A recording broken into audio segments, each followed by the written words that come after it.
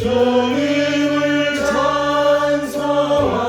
찬송하면서 할렐루야 할렐루야 내 앞길 멀고 험해도 나 주님만 따라가리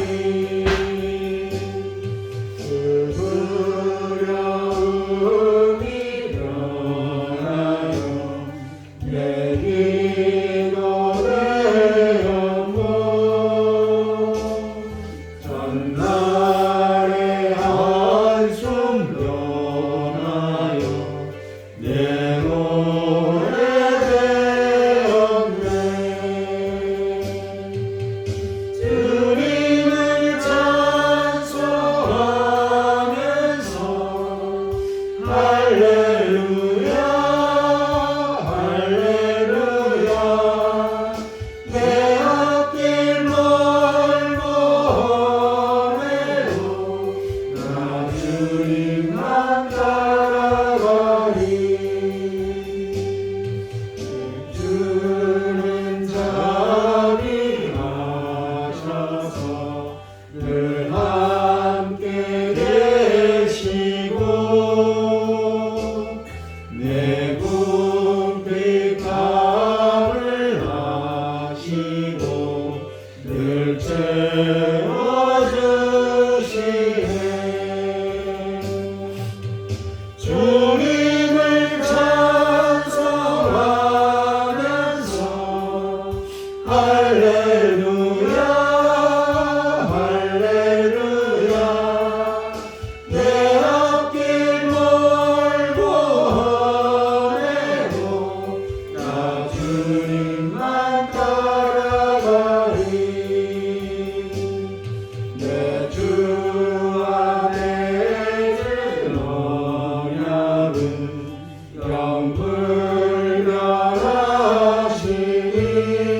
영불변하시니 그 나라 가기까지는 늘 보호하시네 주님을 찬송하면서 할렐루야 할렐루야 내 앞길 멀고 험해도 나 주님만 따라가리 기도하겠습니다. 천지를 창조하시고 택하신 백성을 만세전에 구원하시고 작정하셔서 하나님께서 정하신 그때에 가장 적정한 시기에 저희들을 불러주셔서 성령 하나님께서 우리 속에 찾아와 그거 완악하고 고만하고 돌같이 굳은 마음을 부드럽게 하여 주시어서 주의 말씀이 들릴 때에 그것이 내 귀에 들리게 해 주실 수 있도록 내 귀를 열어주시고 하나님 나라의 소망을 가질 수 있도록 내 눈을 열어주셔서 새 생명 가진 자로서의 삶을 영위하며 영원한 하나님 나라 하나님의 영광만이 가득 찬 세상 빛의 예수 그리스도로 가득 찬 그 하나님의 나라를 바라보며 이 땅에서의 어려운 삶을 넉넉히 기꺼이 기쁨과 감사함 가운데 모든 고난을 기꺼이 감내하고자 하는 믿음의 삶을 살게 해주셔서 감사드립니다. 오늘도 하나님 나라가 무엇인지 우리의 성부, 성자, 성령 거룩하신 삼위일체 하나님 어떠한 분이신지를 말씀을 통해서 배우고자 합니다. 주의 마음을 열어주시고 귀를 열어주시고 눈을 열어주셔서 듣고 깨닫고 바라볼 수 있는 저희들 되어지게 하옵소서. 거룩하신 예수님의 이름으로 기도드리옵나이다. 집에서나 여기서나 애들 같이 해줘서 아이고 고맙습니다. 몸들 바를 모르겠네요. 이번 주부터 이제 우리 작은 딸한테 호되게 할 준비를 하고 있는데 일주일이면 끝이라고 그러거든요. 잘 대해줄 때 먹는 거 잘 먹으라고 해갖고 아주 잘 쉬었습니다. 여러분도 기도해 주시고 감사드리고 심려를 끼쳐드려서 죄송합니다. 좋아지는 과정이니까.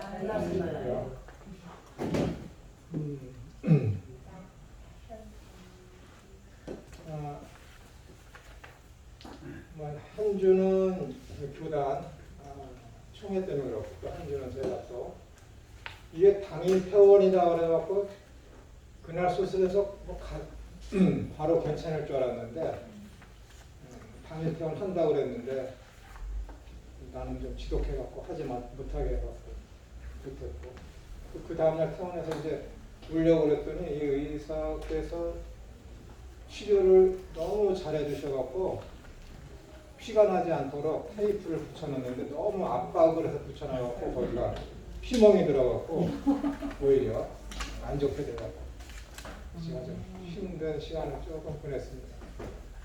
어디 병원에 있으셨어요? 저희 동네에 있는 병원, 연세 세브란스 병원이라고 연세대 나온 사람인데 괜찮다고 해서 갔는데 잘해줬는데 저를 너무 잘해주려다가 하다가 과잉 친절로 잘 됐습니다. 오늘은 요한계시록을 어떻게 우리들이 읽어야 되는가 그에 대해서 해야 되는데 그 전에 성경의 흐름에 대해서 여러분 익히 다 알고 계시고 제가 중간중간에 몇 번 말씀드렸습니다. 그렇지만 못 들으신 분들도 계시기 때문에 아시는 분들은 너그러운 마음으로 들어주시고 모르시는 분들은 그렇구나라고 이제 서로 알게 됐으면 고맙겠습니다. 제가 일전에 말씀드렸듯이 성경은 구약, 신약 두 권이죠. 엄격하게는 그냥 한 권 성경이라고 하겠지만은 엄격하게는 이제 구약과 신약으로 구분되어 있습니다. 카바나트라고 언약에 관한 것을 이제 하나님의 계시에서 보여주신 책입니다. 세상의 어떤 흐름을 가지고 역사라고 그러는데 역사라고 할 때 그 역사라는 것은 일기장 쓰듯이 몇 년 몇 시에 무슨 일이 발생했다 이렇게 이제 단답형식으로 적어놓은 것을 가지고 역사라고는 하지 않습니다. 역사라고 할 때는 그 기술한 사람이 어떠한 사건이 일어났을 때 이 사건이 일어난 배경과 일어난 시점과 일어난 후의 결과 그래서 그것이 미쳤던 영향 그리고 이제 어떤 독후감식이었던 그 기록자의 어떤 감정이라고 그럴까 그런 것까지 기술된 것을 가지고 역사라고 그럽니다. 그래서 역사를 가지고 뭐라 그래요? 승리자의 기록이다라고 그러지 않습니까? 패배자들은 역사를 기록하더라도 그것이 남지 않고 승리자들에 의해서 그 역사가 기록되어져서 그들의 입장에 따라서 기록되어지는 것이 역사입니다. 그래서 역사를 보는 이 땅에서의 역사를 보는 입장들이 아주 다양하죠. 다양하게 나타나고 있죠. 이를테면 고려가 망하고 이제 조선이 들어섰을 때에 그 고려의 충신이었던 사람들이 바라보는 조선 초기의 그 역사와 조선을 건국했던 조선의 충신들이 기록했던 바라보던 조선 초기의 그 역사를 바라보는 그 관점은 완전 180도 다를 수가 있고 또한 같은 조선 내에서도 무신과 문신이 바라보는 것 그 다음에 일반 백성들이 바라보는 관점과 또한 그것을 정시로서 바라보는 문인들이 쓰는 그런 기록들이 다를 수가 있습니다. 이렇게 세상의 역사는 이렇게 차이가 있습니다. 그러나 성경도 하나의 역사입니다. 창조부터 종말에 이르기까지의 일을 하나님께서 계시를 통해서 기록해 놓은 것이 성경입니다. 그러나 성경은 세상에서 바라보는 그런 수많은 그런 관점을 통해서 바라보는 것이 아니라 정확한 이 전지하시고 전능하신 그 창조주 하나님께서 계시해 놓으신 그 관점을 가지고 성경을 바라보아야 합니다. 혹자는 하나님께서 성경 우리들이 읽을 때에 다양한 관점으로 보게 하시도록 복음서가 4권이다. 이렇게 이야기하는 무리들도 있습니다. 그거는 이제 문화평론가들이나 인문학자들이 자기 나름대로 믿음이 없이 그냥 개인의 관점으로 가지고 성경을 바라보려는 사람들이 기록해 놓은 것, 주장하는 것이고, 또한 자유주의 신학자들에 의해서 1900년 중간 초반부터 어느 날 갑자기 마가의 신학, 그 다음에 누가의 신학, 요한의 신학, 마태의 신학 해갖고 각기 복음서들에 있는 그 저자들을 가지고 그 이름을 따서 봐라, 마태, 마가, 누가, 요한이 있는데 한 가지 사건을 놓고 기록한 순서도 다르고 편집되었다는 것이죠. 사건의 순서가 다르게 나왔으니까 편집되었다. 그리고 이제 사건을 바라보는 입장도 다르다. 그렇기 때문에 성경을 해석할 때에 한 가지 사건을 놓고 볼 때 이렇게 4가지 관점 이상을 놓고 성경을 해석할 수 있다라고 하면서 각자 마가의 신학, 누가의 신학, 요한의 신학, 마태의 신학 이렇게 명명을 했습니다. 그것을 영향을 받은 천주교와 이 개신교가 공간복음서, 마태, 마가, 누가 이 공간복음서를 읽으면서 여기에서도 마태의 신학, 각자의 신학이 있고 관점이 있기 때문에 그 마가가 이 마가복음을 기록한 이 관점을 가지고 마가복음을 해석해야 된다. 일리는 있습니다. 그러나 틀린 말입니다. 왜냐하면 시놉틱, 한 관점으로 끝내 시놉틱 가스펠, 이게 공간복음이라는 말이거든요. 그러니까 한 관점으로다가 기록된 성경을 가지고 성경이다 해갖고 마태, 마가, 누가를 공간복음이라고 기독교 정통 개혁 측에 있는 사람들이 이 이름을 붙였습니다. 이 이름을 먼저 붙인 것은 물론 천주교이죠. 그러나 그들은 후대에 오면서 자유주의 신학의 물결에 휩쓸려서 이제 마가, 마태, 누가, 요한 이런 이름을 따로 붙여서 그들의 신학에 따라서 성경을 바라봐야 된다. 그렇기 때문에 관점이 여러 가지일 수 있다고 그랬습니다. 그러나 제가 조직신학 첫 서론을 하면서 여러분들에게 말씀드렸을 때 성경이 공간복음서가 3가지인 것은 너희들이 마태복음 한 가지만 놓고서는 마태복음에 기록된 예수님의 이 사역의 의미와 관점을 한 번에 캐치할 수 없기 때문에 이 3권을 놓고 너희들이 최소한 비교해서 한 가지의 관점을 찾아야 된다라고 말씀드렸습니다. 왜냐하면 예수님께서 한 장소에서 한 사건을 가지고 하나의 계시를 주셨는데 그 하나의 사건과 하나의 계시를 가지고 마태, 마가, 누가, 요한이 보는 관점이 다 달라. 자, 마태야 너는 이 부분을 이렇게 해석해야 된다. 야, 마가야 너는 이 오병이어에 대해서 이 사건을 이렇게 이해해야 돼. 라고 하시질 않았어요. 그렇죠. 한 사건, 한 계시를 가지고 각기 사람마다 받아들이는 내용이 메시지가 다르다면은 그게 무슨 진리입니까? 진리는 영원히 변치 않는 거예요. 누구에게나 똑같이 적용되는 게 진리입니다. 그렇기 때문에 공간복음서가 3권이고 복음서가 4권일지라도 거기에서는 우리는 뭐예요? 우리 주 하나님께서 우리에게 주시는 계시의 말씀을 통해서 우리가 깨닫기를 원하고 우리가 어느 방향으로 나아갈지를 하나님 당신이 누구이신지를 하나님 나라가 어떤 것인지를 계시하시고자 하는 하나의 뜻을 찾아야만 하는 거예요. 하나의 뜻을 찾아야만 해요.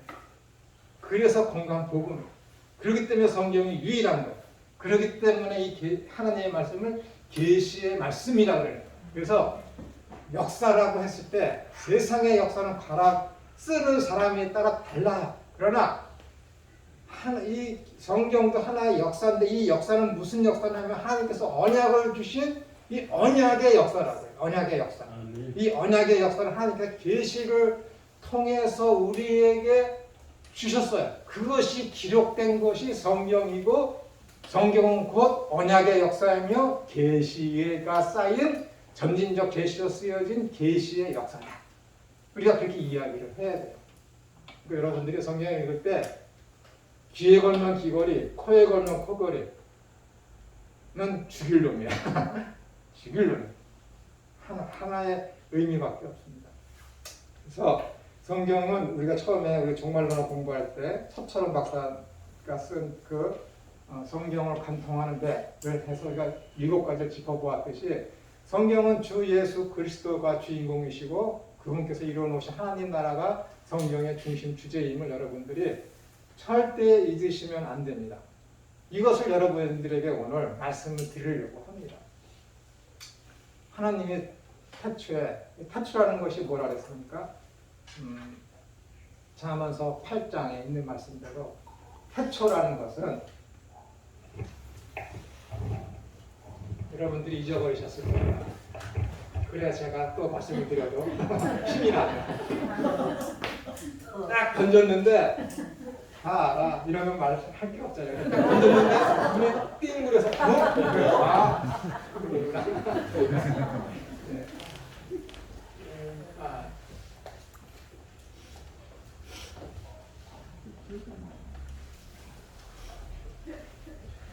시트라고 하죠.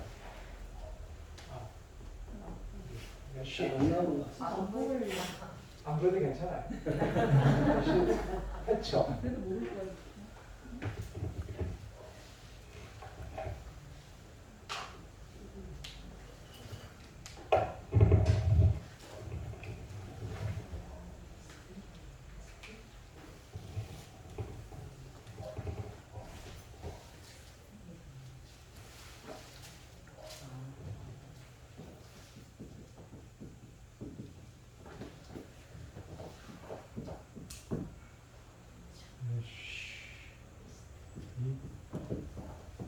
태초예요, 태초.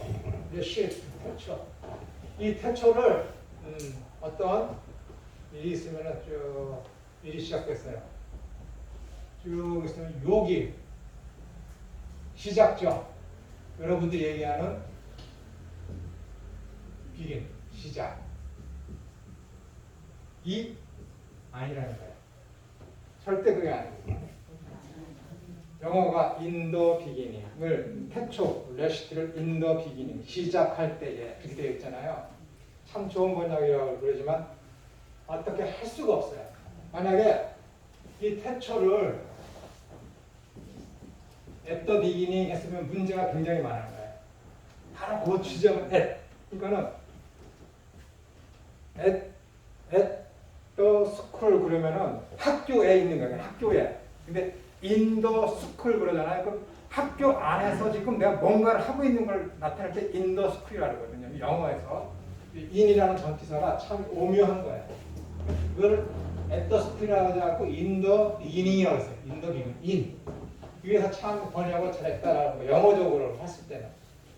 그러나 beginning이 아니야. beginning이라는 언제 시작점이잖아요. 근데 이것을 만약에 beginning이라고 만약에 이 태초라는 것은 어느 시작점을 얘기하면은 문제가 되는 게 뭐냐면 요한복음 1장 1절에 태초에 말씀이 계시니라 했을 때 그게 아르케거든요. 아르케. 이 그러니까 요 레시트를 헬라어로 번역한 게 아르케예요. 엔 아르케. 그러면 이 태초를 이것처럼 시작이라고 했다고 그러면 예수님도 시작할 때가 있다라는 거예요. 그러니까 예수님이 피조물이라는 얘기죠. 삼일체에 어긋나는 거예요. 그렇기 때문에 이 태초라는 단어를 비긴 어떤 시작으로 이야기하면 안 돼요. 그러니까는 잠언서 8장 4절인가 14절인가 거기에 보면은 영원에 그 다음에 창세 전에 그 다음에 태초에 이 세 단어가 함께 나와서 이 태초를 창세 전과 이 태초를 영원이란 말하고 동의어로 씁니다. 성경에 딱 한 군데 나와 딱 동의. 그러니까 태초라는 것은 시작을 나타내는 것이 아니라 영원이라는 것은 영원. 태초도 영원에 있는데 이 영원 중에 하나님께서 천지를 창조하신 거예요. 그러니까 이거 태초에 천지를 창조하시니라라는 것은 영원 중에 천지를 창조하십니다. 그 뜻이에요. 이해가 되세요? 영원이라는 게 영원. 지금 아무것도 없어. 그냥 시간이 없어. 시간. 영원인데 영원 중에 하나님께서 천지를 창조하셨느니라. 그 뜻이 맞는 거예요. 영원 중에. 그러니까 요한복음 1장 1절은 태초에 말씀이 계시니라가 아니라 영원 중에 말씀이 계시니라. 그 뜻이 정확한 번역이에요. 이렇게 태초에 하나님이 영원 중에 천지를 창조하셨습니다. 근데 그 천지를 창조하신 목적이 무엇이냐면 뭐예요? 하나님 나라를 만드시기 위해서라는 거예요. 그래서 인간에게 이 땅을 다 점령하고 정복해서 잘 경작해 살아오고 그러고 모든 과실은 내가 타악할 자유롭게 먹고 싶은 만큼 충분히 부족함 없이 먹으라 라고 하고 동산 중앙에 있는 선악을 알게 하는 나무는 먹지 마라. 먹으면 정령 죽는다. 무트 타무트. 진짜 죽는다. 충분하게 완벽하게 죽을 거야 라고 말씀하셨습니다. 근데 먹었죠. 죄를 지었고 창세기 3장 15절로 넘어가지 않습니까? 그래서 창세기 3장 15절에 원복음, 원시복음이라고 그러는데 사탄에게 그러죠. 야, 너로 여자의 후손과 원수가 되게 해서 너는 여인의 후손의 다리를 뒤꿈치를 상하게 할 것이지만 여인의 후손이 오면은 여인의 후손이 너의 머리를 상하게 할 것이다. 이 상하게 한다는 것은 독사한테 물리면 손끝을 물리나 머리를 물리나 발 뒤꿈치를 물리나 똑같이 독이 퍼지면 죽는 거야. 그 상처.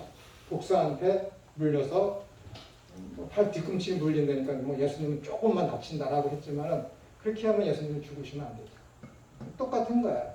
그러니까는 예수님께서 오셨을 때 여인의 후손이 왔을 때 악한 사탄이 뱀이 여인의 후손의 뒤꿈치를 상하게 한다는 것은 죽이지만은 그의 통치권하고는 아무 상관이 없다는 거예요. 예수 그리스도의 주권과는 아무 상관이 없다는 거예요. 근데 여인의 후손이 와서 뱀의 머리를 상하게 한다는 것은 머리가 뭐예요? 통치권이잖아요. 통치권이 끝난다는 거예요. 그 얘기하는 거지. 이미 창세기 3장 15절부터 악한 사탄, 뱀이 여인의 후손을 죽이기는 하겠지만 그 죽이는 그 죽임이 아무런 여인의 후손에게 아무런 해를 끼치지 못한다라는 거야. 아무런 해를 끼치지 못한다는 거야. 그것이 어디 있는 거냐면은 요한복음 14장 30절에 있는 말씀이에요. 요한복음 14장 30절. 제자들한테 이야기하고 나중에 저것도 말씀드릴 거니까 찾아보실 필요는 없습니다. 그래서 이제 그 창세기 3장 15절에서 하신 약속이 뭐예요? 여인의 후손이 온다라고 했습니다. 그 믿음 그것을 가지고 이제 아담과 하와가 에덴에서 추방되었지만은 그 자녀들을 낳으면서 그 에덴 동산에 있었던 그 이야기를 그 환상적인 이야기를 자녀들에게 교육하지 않았겠습니까? 그 하나님께서 그 여인의 후손에 대한 언약을 말하지 않았겠습니까? 분명히 말했죠. 말을 했으니까는 타락 이후에 첫 번째 난 자식의 이름을 가인이라고 해요. 가인이 뭐라고요? 드디어 내가 등남했다는 거예요. 드디어. 왜 드디어라는 말 갖다 쓴 거예요? 드디어. 뱀의 머리를 상처낼 자가 바로 얘 가인이로구나. 약속을 하나님으로부터 언약을 받았어요. 내 원수인 너를 타락시켜서 에덴에서 추방하게 만든 그 뱀을 박살낼 죽여버릴 여인의 후손이 지금 딱 나온 거야. 씨앗이. 그게 누구라고? 그래서 이름을 가인이라고. 가인. 교육을 잘 시켰겠지. 그런데 또 하다 보니까 아벨이 나타났는데 아벨의 뜻이 뭐라고요? 허무하다. 넌 없어도 된다는 거야. 아벨의 뜻이 허무거든요. 넌 필요 없어. 우리는 가인만 있으면 돼. 가인만. 그럼 어떻게 되는 거예요? 지금 아담과 하와가 타락 이후에 성경에 등장하는 낳은 자식은 가인과 아벨이에요. 그래서 아담과 하와는 가인이 뱀의 머리를 상처내서 자기들의 모든 주권을 회복할 존재로다가 가인으로 알고 있는 거야. 근데 사탄은 딱 봤을 때 여인의 후손이 지금 몇 명이에요? 2명이거든. 여인의 후손이 2명이야. 가인이 저놈이 내 머리를 박살낼 놈인가? 아니면 저 아벨이 내 머리를 박살낼 놈인가? 고민을 하겠죠. 근데 사탄은 머리가 굉장히 좋습니다. 예수님께서도 사탄을 가지고 뭐라 그래요? 이 세상의 임금이라고. 그 다음에 마태복음 12장에서는 아주 강한 자라고 그러고, 사도 바울은 사탄을 가지고 공중권세 잡은 자, 세상의 주권자. 이렇게 아주 악한 사탄을 영적으로 강한 존재, 우리하고는 비교도 안 되는 아주 강력한 존재로다가 표현하고 있거든요. 이 사탄이 공중권세 잡은 자가 마태복음에 그러자, 성경에도 예수님께서 야, 너희의 목숨을 좌지우지하는 자를 두려워하지 말고 너희의 영혼을 지옥불에 던지는 그분을 두려워하라. 그러니까 이놈의 생명도 좌지우지할 수 있는 강력한 힘을 가진 자. 그러니까는 에베소서 2장 2절에 있는 말씀대로 공중권세 잡은 자. 우리의 생명력과 상관된 모든 것의 주권자라는 거예요. 주권자라는 거예요. 그렇기 때문에 가인을 부딪혀서 아벨을 죽여. 그러면 둘 중에 하나가 여인의 후손으로서 자기를 죽일 자인데 두 명 중에 한 명은 죽었어. 근데 가인이 남았죠. 근데 가인은 어떻게 된가? 이제 죄를 범했잖아요. 죄를 범해서 동생을 죽이게 함으로 말미암아 이 가인을 자기의 종으로 삼았어요. 그러니까 어떻게 된가요? 여인의 후손이 없어진 거예요. 하나는 죽어서 없어진 것이고 하나는 죄를 지어서 없어진 거고. 이긴 것 같으죠. 근데 하나님은 어떻게 돼요? 아벨 대신에 셋을 주사. 어디에? 창세기 4장 끝에. 이긴 줄 알았는데 셋이 딱 튀어나온 거예요. 셋이. 이 역사는 그렇게 흘러갑니다. 그래서 사람들이 아담과 하와는 가인이 바로 여인의 후손인 줄 알았어요. 그 약속을 계속 이어받아서 아무런 여인의 후손에 대한 말씀이 한 번도 없다가 바벨탑 사건이 일어나고 인류를 흩으신 다음에 베라의 후손인 아브라함을 선택하면서 창세기 12장부터 어떻게 되는가요? 이 여인의 후손에 대한 제라. 그러니까 창세기 3장 15절에 나오는 이 제라가 이렇게 쓰는 건가? 이렇게 쓰는 건가? 제라. 여인의 후손에서 쓰인 후손이라는 단어가 이 제라예요. 그리고 창세기 15장에서 내가 너에게 많은 후손을 주겠다 했을 때 그 후손도 많은 자녀를 주겠다 하는 그 자녀도 제라예요. 제라. 똑같은 단어라고. 우리나라 번역이 좀 그것을 다르게 했죠. 어떤 데는 씨앗이라고 했고 어떤 때는 자녀라고 했고 어떤 때는 후손이라고 했지만은 언어를 통해서 봤을 때는 다 제라예요. 그래서 창세기 15장에 하나님이 아브라함과 언약을 하시면서 그 제라에 대해서 저렇게 이야기하면서 뭐라 그래요? 여인의 후손을 통해서 많은 민족이 나타날 것이다 라고 이야기합니다. 그래서 이 제라에 대한 처음에 창세기 3장 15절에서 이 제라가 전혀 무엇을 의미하는지 몰랐지만은 창세기 12장과 15장, 17장 이렇게 점점 넘어가면서 어떻게 되는 거예요? 아, 여인의 후손이라는 것은 이러이러한 본이로구나 라는 것을 점진적으로 하나님께서 계시를 통해서 알려주시죠. 그러다가도 하나님께서 그 여인의 후손에 대해서 잠잠하시다가 하나님께서 어떻게 이 세상을 통치하실 것인지, 통치하시길 원하실 것인지에 대해서 많은 사건과 인물들을 통해서 계시를 통해서 알려주시죠. 그래서 아브라함을 통해서 창세기 15장에 뭐라고 17장에 뭐라 그랬어요? 15장과 17장인지 거기에 보시면은 야, 내가 너한테 한 후손을 통해서 많은 열방이 태어날 거야. 그 열방과 그 무리와 그 민족은 하나님의 별과 같이 공중에 티끌과 같이 많을 거다. 그런데 그 민족이 이방으로 끌려가서 430년 동안 포로로 있다가 풀려날 거야. 이게 중요한 거예요. 지금 언약은 여기서 핵심이 뭐예요? 언약이 열국이 나타날 거야. 많은 민족이 나타날 거야. 이게 언약이에요. 많은 민족이 나타날 것이다. 누구를 통해서? 하나의 씨앗을 통해서 한 후손을 통해서 많은 열국이 나올 거야. 이게 언약이에요. 이 언약을 말씀하시면서 하는 것이 뭐예요? 애굽으로 가서 너희들이 430년 동안 종살이를 할 거야. 이상하죠?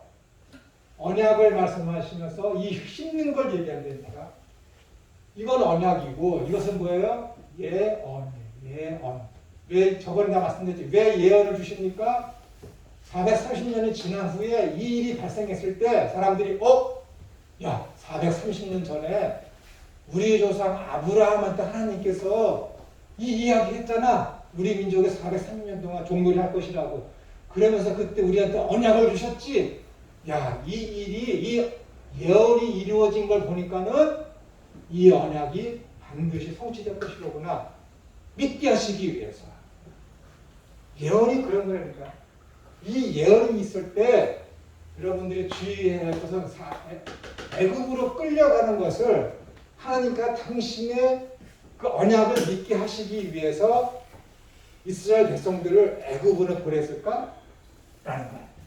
애굽으로 보냈을까? 아니야. 이 세상의 공중권세의 자본자, 이 세상의 주권자, 이 세상의 임금이라고 하는 자, 이 세상의 생명력을 쥐고 있는 자가 어떻게 하면은 이삭과 야곱을 통해서 얻어진 12민족을 통해서 얻어진 그 수십만 수백만의 사람들을 한 번에 몰살시킬까? 한 번도 이 세상에서 다시는 자기를 괴롭힐 여인의 후손이 못 나오게 할까? 를 궁리를 하다가 보니까는 이렇게 못된 방법을 써서 애굽으로 끌려가게 하고 종살이를 하게 한 게 하나님이 아니라 누구라고? 사탄이라니까요. 사탄이야. 요셉이 뭐라 그래요? 형제들이여, 당신들이 나를 악하게 이렇게 나를 애굽으로 팔았지만은 하나님은 그 악을 선으로 바꾸셨습니다. 그건 분명히 악이거든. 자기를 애굽으로 오게 만든 것은 분명히 악이야. 악이라는 것은 조금도 없는 그 하나님께서 악을 행하셨어? 하나님의 성품하고 절대 맞지 않잖아. 그러니까 여러분의 인생이나 제 인생이나 이스라엘의 역사가 그들이 겪는 모든 고통, 고난, 이런 애굽의 종살이하는 그런 모든 것들은 뭐예요? 악한 사탄이 그렇게 할 줄 알고 하나님께서 말씀하신 거라니까. 430년 후에 그 일이 일어날 거야. 지금도 마찬가지고 오래전도 마찬가지고 한 나라가 있어. 그 나라가 작다가 점점점 부강해지고 제국이 되면서 하는 게 뭐예요? 타국을 점령하는 거잖아. 부족 국가도 마찬가지고 시족 국가도 마찬가지야. 여기 시족이 있어. 내가 김씨야. 여기 박씨가 있어. 저쪽에 땅이 많아. 옥토도 좋고. 내가 어떻게 하겠어? 힘을 키워서 박씨의 땅을 빼앗지. 부족 국가도 마찬가지고 국가도 마찬가지야. 항상 힘이 센 나라는 뭐예요? 옆에 연약한 나라를 가서 점령하는 거야. 이게 누구예요? 악한 사람들이 하는 일이니까. 그러니까는 이스라엘 백성이 애굽의 종으로 팔려가는 애굽으로 가서 종로로 타게 되는 그 모든 것들은 다 뭐예요? 하나님이 조장한 것이 아니라 악한 사탄이 어떻게 하면 여자의 후손이 태어나지 못하게 할까 하기 위해서 그 이스라엘 민족을 완전히 그냥 이 땅에서 멸절시키려고 악한 계계를 써서 나타나는 행동들이 그런 것이고 홍해 사건이고 그렇다니까요. 그런 거예요. 하나님은 그렇게 하지 않으신다니까. 절대 하나님은 그러신 분이야. 성품상 하나님의 어떤 속성상 그런 일을 행하실 수 없는 분이야. 병 주고 약 주고 하시는 분이 절대 아니라니까요. 절대 아니야. 그래서 이 악한 사탄이 이스라엘 백성들 멸절시킬 것을 아시는 그 하나님께서 야, 악한 사탄이 이러한 일을 벌일 거야. 언제? 430년 후에 이렇게 일을 너희 민족에게 벌일 거야 라는 것을 아시고 말씀하시는 거야. 그럼 그 일이 일어나면 뭐예요? 야, 하나님의 말씀은 진짜 하나도 틀림이 없네. 야, 어떻게 400여 년 전에 지금 우리 민족이 이렇게 일어날 것을 그때 내 조상 아브라함에게 말씀하셨지? 야, 이거 일어나는 거 보니까는 언젠가는 반드시 여자의 후손이 우리 가운데 태어날 거야 라는 소망을 갖게 하니까 그 언약을 더욱더 믿게 하는 것이지. 이게 예언에 하나님께서 성경에 기록된 계시의 그 말씀, 언약이 이루어진 것을 보여주기 위해서, 믿게 하시기 위해서 예언을 하나님이 미리 보여주는 거예요. 미리. 여러분이 히브리어의 특성을 아시면 깜짝 놀랄 거야, 진짜.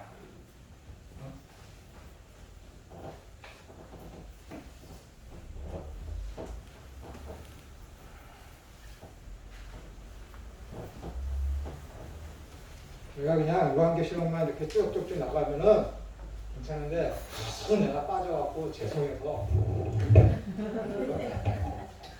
박사들한테 하는 거랑 지금 하는 거야 지금. 자, 여기 한글이 있고 그다음에 영어 뭐 되게 제일 뛰어나다는 뭐 독일어 그다음에 히브리어가 있어요. 영어와 독일어, 라틴 계열에 있는 그런 언어들은 언어가 시상으로 되어 있습니다. 시상. 우리나라는 시만 되어 있죠. 히브리어는 상만 되어 있습니다. 시라는 것은 시제, 시상이라는 것은 시제와 상태. 히브리어 상은 상태만 있는 거예요. 상태. 시제라는 것은 뭐예요? 과거, 현재, 미래. 시상이라는 것은 뭐예요? 시제라는 것은 역시 과거, 현재, 미래, 완료, 미완료. 상태라는 것은 완료, 미완료예요. 상태. 근데 히브리어는 상태만 있어요. 완료, 미완료. 영어.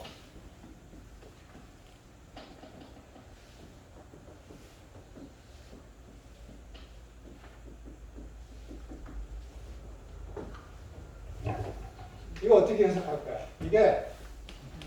이게 시제로는 현재, 상태로는 완료야.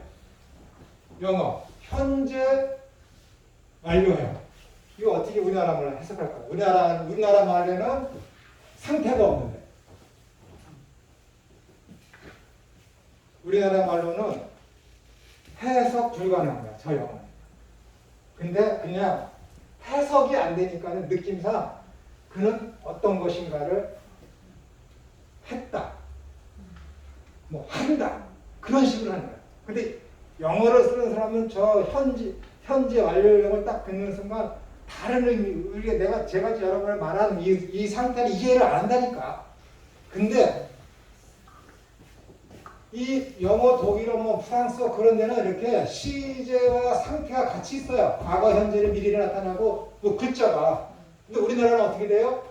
이 완료형이 없다니까. 우리나라 말에는 시제밖에 없어요. 그러니까 나는 옛날에 먹었었습니다.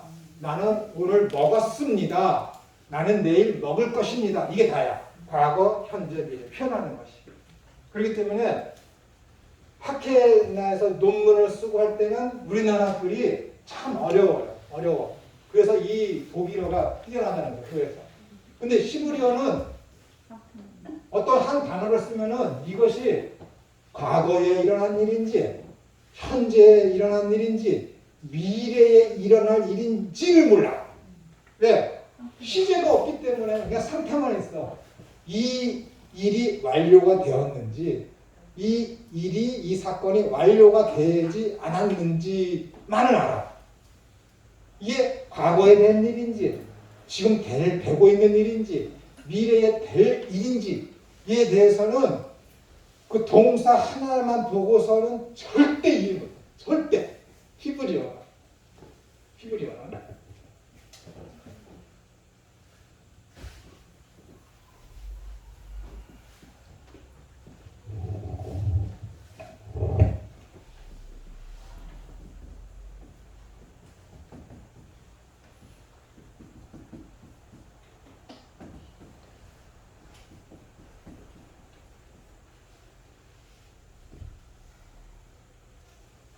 뭐지?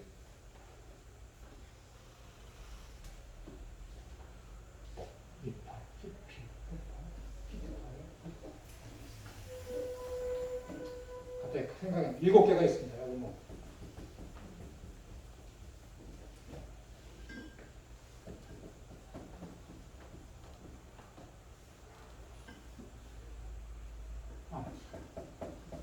맞아. 말하려다가 하니까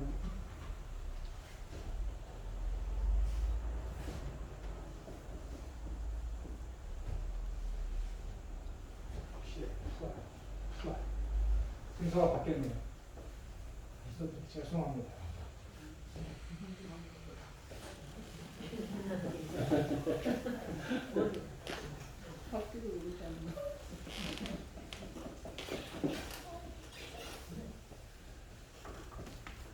이렇게 되어 있어요. 폭발.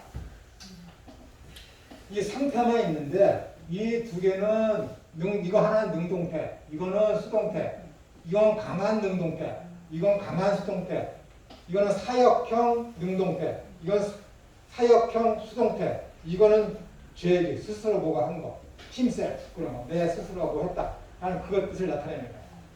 근데 하나님께서 저번에 말씀드렸죠. 이스라엘 백성이 광야를 가고 있는데 바로 얘기를 말씀드리는 바로가 그 마음이 강팍하여진지라 하나님이 바로의 마음을 강팍하게 한지라 라고 했을 때 쓴 거는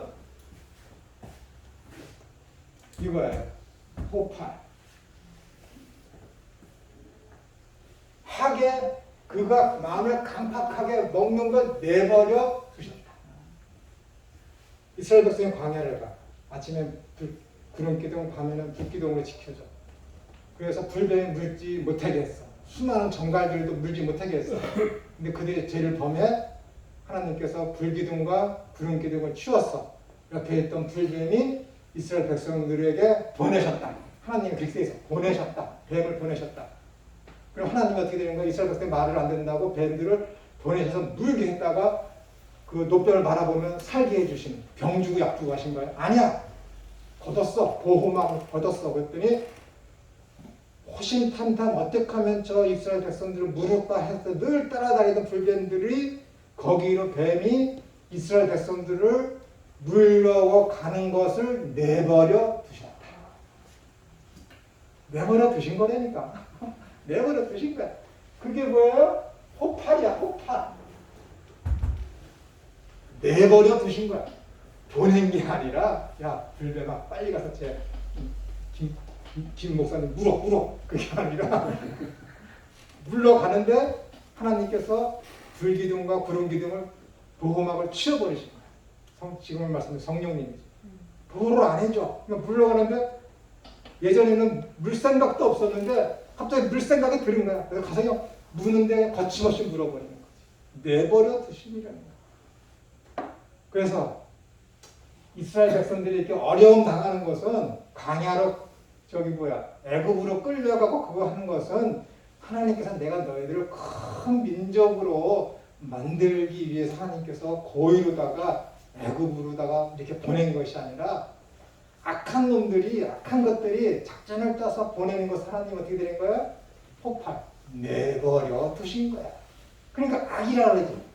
형제들이여 당신이 악을 행했지만은 하나님은 그것을 선으로 바꾸셨어요. 이것이 전지전능. 이런 걸 가지고 전지전능이라고 그러는 거예요.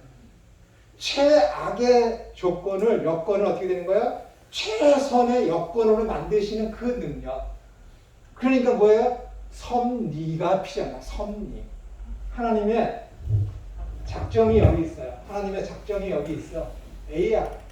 쭉 가면 얼마나 좋아. 근데 어떻게 돼요? 공중권세 잡은 자, 이 세상의 주권자, 이 세상의 임금이라는 자가 자꾸만 와서 바람도 불게 하고 돌도 던지고 폭풍도 일으키니까 이게 안 되지.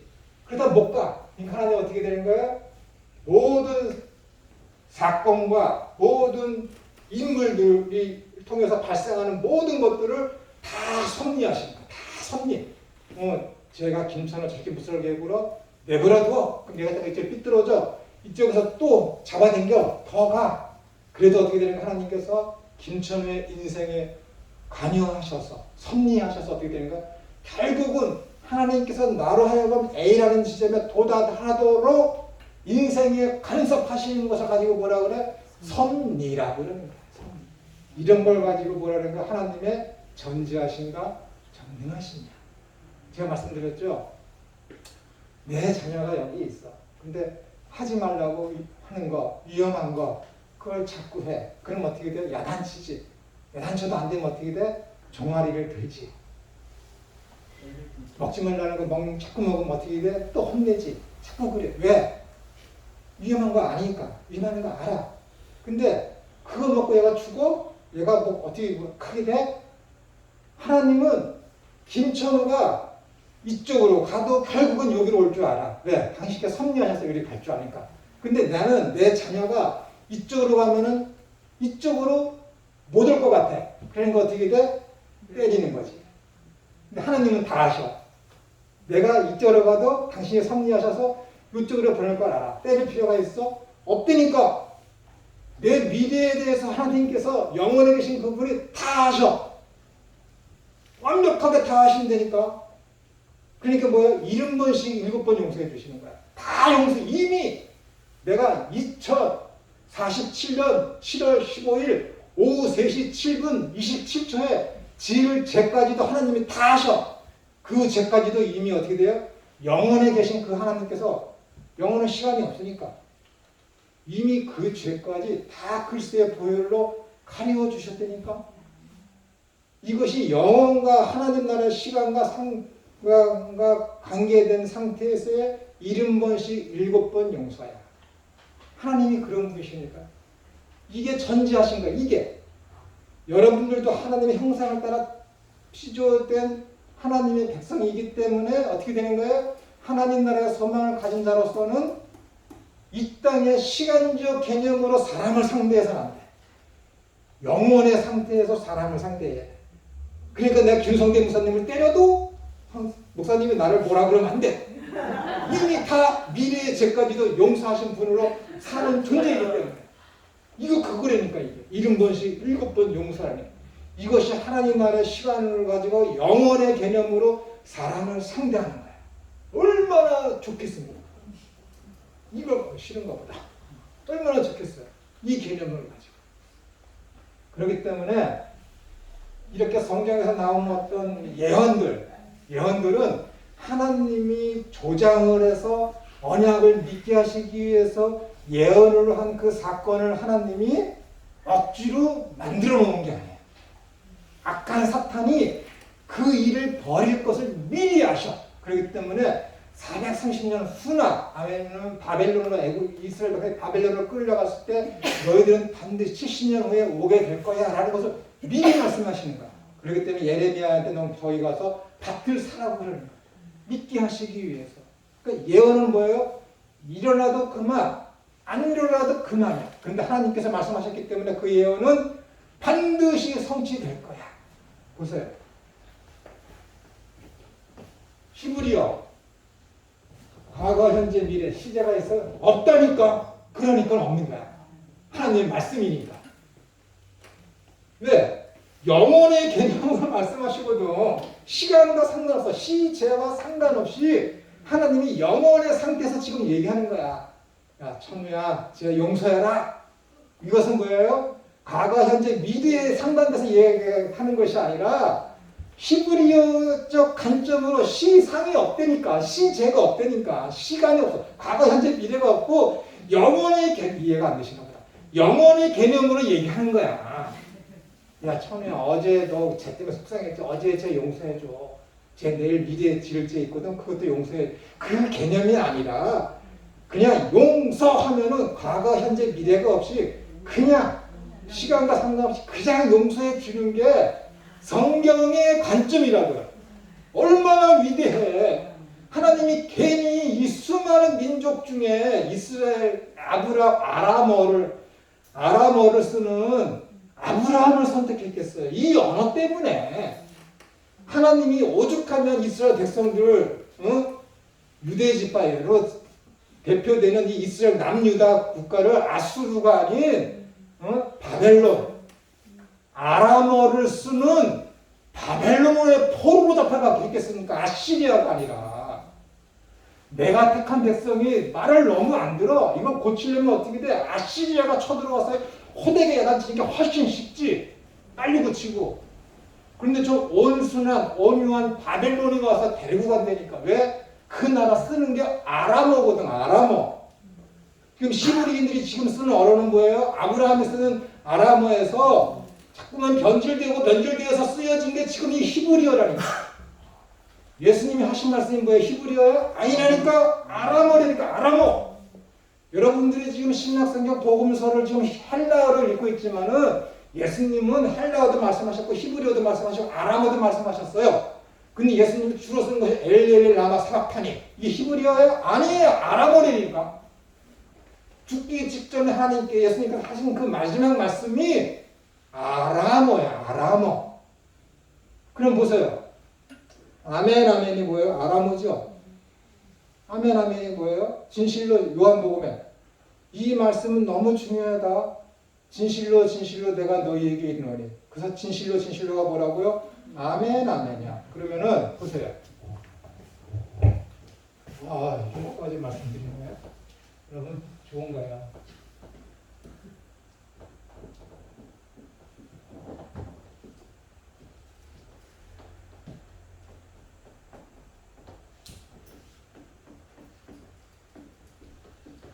보세요. 먹고 아칼 타칼 먹고 먹어라. 네 마음껏 먹어라. 충족한 대로 먹어. 충분한 대로 마음 자유롭게 먹어라. 너 먹으면 진짜 죽는다. 진짜 완벽하게 죽는다. 똑같은 단어가 반복되었어요. 그럼 보세요. 아멘 아멘. 아멘 아멘이 뭐라고 할 뜻이? 아니라니까. 원뜻은 뭐예요? 믿습니다. 아브라함이 하나님의 말씀한 것을 믿으니 그 믿으니가 뭐라고? 아멘이라니까. 아멘. 그러니까 뭐예요? 내가 진실로 진실로 너에게 이르노니라는 이 말은 아람어로는 뭐예요? 너희들 이거 진짜 믿어야 돼. 너희들 이거 반드시 믿어야 돼. 그 호소라니까. 진실로 진실로는 너무 약한 번역이야. 너 이거 내가 지금 강력하게 얘기하는 건데 반드시 믿어야 된다. 이것은 반드시 이루어질 거야. 너희들 이것은 내 이 말씀을 호신경에 채우고 에베소서 5장 4장에 있는 그 말씀대로 전신갑주를 입으라는 그거. 그게 가장 민첩한 게 뭐예요? 아멘 아멘이야. 믿음의 전신갑주 있는 게 다른 말로 하면 뭐예요? 아멘 아멘이라니까. 믿고 믿어라. 반드시 믿어야 된다. 충분히 믿어라. 빈틈없이 믿어라. 라는 게 진실로 진실이에요. 아멘 아멘이야. 이렇게 중요한 거야. 그래서 하나님께서 이 언약을 말씀하시면서 예언을 말씀하실 때는 그 예언의 사건은 하나님이 발생한 것도 있지만은 대부분 다 뭐예요? 악한 사탄이 그 사건을 일으키도록 열방을 이렇게 부추기는 것을 하나님께서 어떻게 되는 거예요? 내버려 두시는 거예요. 그러니까 뭐예요? 그 악한 사탄을 가지고 공중권세 잡은 자, 그 다음에 주권자라고 사도 바울이 이야기하고 예수님께서 다 인정을 해주시는 거예요. 하나님이 그에게 그렇게 하도록 허락을 하셨기 때문에, 허용을 하셨기 때문에. 그러니까 이 예언은 뭐예요? 안 일어나도 상관없는 거야. 다시 말씀드리지만 하나님께서 계시로다가 예언을 했기 때문에 그것은 뭐예요? 반드시 일어나요. 우리의 미래에. 근데 하나님의 실제 하나님 나라에서 하나님의 관점에서는 과거, 현재, 미래가 있다고요? 없다니까. 히브리어에 과거, 현재, 미래가 있어? 없다니까. 하나님이 선우야 너 넘어진다. 그럼 언제 넘어질지 몰라. 근데 반드시 넘어져. 왜? 하나님이 말씀하셨기 때문에. 말씀하셨기 때문에. 하나님께서 있습니다. A라는 자는 너 몇 년 몇 월 며칠에 목사 된다. 반드시 돼. 왜? 하나님은 시간적 관점으로 보는 것이 아니라 시제가 없이 영원에서 된 걸 보고 이야기하는 거야. 하나님은 과거, 현재, 미래를 하나의 점으로 그냥 보고 있는 거야. 근데 우리는 뭐예요? 시간 속에 있으니까는 과거, 현재, 미래가 있지. 그래서 조금 있는 1초 후의 미래도 우리는 몰라. 모른다니까. 1초 후의 미래도. 근데 하나님한테는 뭐예요? 미래가 없기 때문에 다 아시는 거야. 전지하신 분이에요. 전지하신 분. 그렇기 때문에 내 자녀, 내 백성이 잘못된 길로 가더라도 하나님이 그걸 때리고 걸려 넘어뜨려서 그를 억지로 이렇게 돌리실까? 안 하신다니까. 안 하신다니까. 이쪽으로 가고 있어. 내가 너무 좋아. 이쪽 길은 생각도 안 해. A라는 목표 지점은. 그러나 어떻게 되는가? 가다가 보면은 이 아이가 다른 어떤 사탄이 쳐놓은 그런 것에 의해서 걸려 넘어지기도 하고 점점 좋지만은 어떤 말씀이 들어오면서부터 내가 이게 옳은 것인가, 어떤 철학을 공부하면서 이것이 맞는 것인가 생각하면서 그런 모든 것들을 통틀어서 섭리하셔서 말미암아 이 아이로 하여금 반드시 A라는 지점에 도착하도록 하나님께서 그 인생에 간섭하셔서 섭리하셔서 그 일을 하나님께서 이루신다니까. 이것을 가지고 뭐예요? 하나님께서 악을 선으로 바꾸셨네. 그 악이 누구예요? 요셉의 형제들. 그 악이 뭐예요? 내 주변에 있는 가족들, 내 주변에 있는 환경들, 내 주변에 있는 친구들, 아니면 돈, 권력, 명예. 그런 걸 다 나를 유혹하고 나를 푸시해서 하나님을 바라보지 못하는 B라는 방향으로 가게 하지만은 안 될 것 같죠. 내가 영원히 사탄이 볼 때는 쟤는 분명히 B라는 곳으로 가게 될 거야. 라고 하지만은 결국에 가서는 어떻게 되는 거예요? A라는 지점에 딱 도착하도록 하나님께서 섭리하신다니까. 이끌어 가신다니까요. 그러니까 이게 승리라고 그러는 거야. 그러니까 인생에 있어서 내가 어떤 굴곡, 어떤 어려움, 어떤 환경에 처하든지 간에 야고보서에 있는 그 말씀대로 내가 가진 거 있는 그 환경에서 늘 뭐라 그래요? 감사하라고 그래요. 감사하라고. 그러니까 언약이 저기 있어. 언약을 믿게 하도록 하나님께서 고난을 허락하셨어. 그 언약에 대해서 그걸 믿도록 그 예언을 하셨어. 그 예언이 고난이야. 고난을 당하는 그 당시에 그 사람은 힘들겠지. 내가 지금 고난 중에 있어. 근데 힘들겠지. 지내놓고 봐. 뒤돌아놓고 보면은 내가 이쪽으로 가던 길이 이쪽으로 꺾여져 있어. 그럼 이 고난과 이 어려움이 어떻게 되는 거야? 감사한 거지. 그가 진짜 영적인 눈을 가지고 영적인 귀를 가지고 있다면, 믿음이 있는 자라면은 감사하는 거지.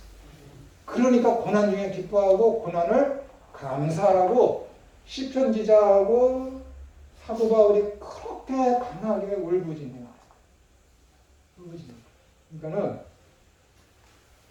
하나님께서 이렇게 이스라엘 백성들을 애굽으로 보내시는 그런 모든 사건들은 하나님이 발생시키도록 만든 것이 아니라 악한 자들에 의해서 해방거리를 하나님께서 이용하셔서 그것을 악을 선으로 바꾸신 거예요. 그러니까 하나님의 은혜이지. 근데 그 상태에서도 뭐예요? 여자의 후손이 누구인지를 모르는 거야. 여전히 쉬었다가 40분 해야 되겠어요. 여자의 후손.